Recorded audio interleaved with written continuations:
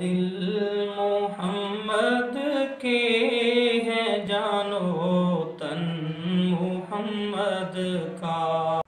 بسم اللہ الرحمن الرحیم۔ السلام علیکم ورحمۃ اللہ وبرکاتہ۔ معزز ناظرین کرام، رزق اور عمر میں برکت کے حوالے سے ہم بات کریں گے۔ اگر کوئی آدمی رزق میں برکت چاہتا ہے تو وہ دو کام کرے۔ اگر اللہ تعالیٰ نے کسی آدمی کو مال دیا ہے لیکن وہ پورا نہیں ہوتا، لیکن مال کافی ہے لیکن پتہ ہی نہیں چلتا مال کہاں چلا جاتا ہے، اکثر لوگوں کو یہ شکایت کرتے ہوئے ہم دیکھتے ہیں۔ ان میں سے ایک اس کی وجہ یہ ہے کہ ہم جو مالدار لوگ ہیں وہ زکوٰۃ ادا نہیں کرتے۔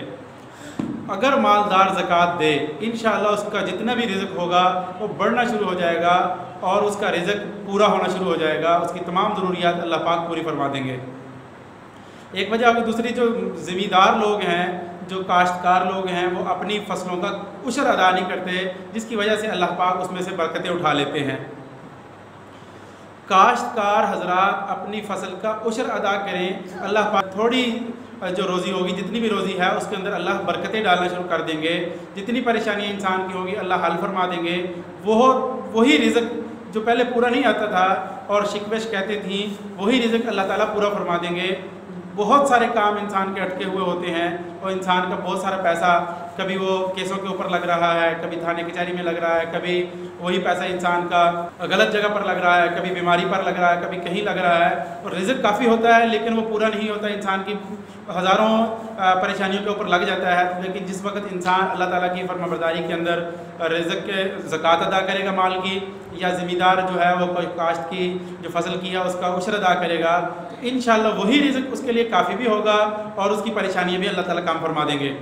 جو آدمی یہ چاہتا ہے کہ میری عمر میں برکت ہو، تو اس کے لیے نبی کریم صلی اللہ علیہ وسلم نے فرمایا وہ صلہ رحمی کرے۔ جو آدمی صلہ رحمی کرتا ہے اللہ تعالیٰ اس کی عمر میں برکت عطا فرماتے ہیں، عمر بڑھ جاتی ہے۔ عمر بڑھنے سے مراد یہی ہوتا ہے کہ عمر سانس تو اتنے ہی ہوتے ہیں انسان کے۔ آدمی کی عمر 50 سال ہے لیکن 50 سال میں وہ 100 سال والا کام اللہ تعالیٰ اس سے لے لیں گے، یہ مطلب ہوتا ہے عمر میں برکت کا۔ عمر میں برکت آئے گی کیسے؟ صلہ رحمی کرنے کی وجہ سے۔ تو صلہ رحمی کا کیا مطلب ہے؟ نبی کریم صلی اللہ علیہ وسلم نے فرمایا کہ جو توڑے اس سے جوڑو، سل من قطعک واعف عن من ظلمک، جو زیادتی کرے اس کو معاف کرو، جو ظلم کرے اس کو معاف کرو، یہ بھی صلہ رحمی میں آتا ہے۔ تعطی من حرمک، جو نہ دے اس کو دو۔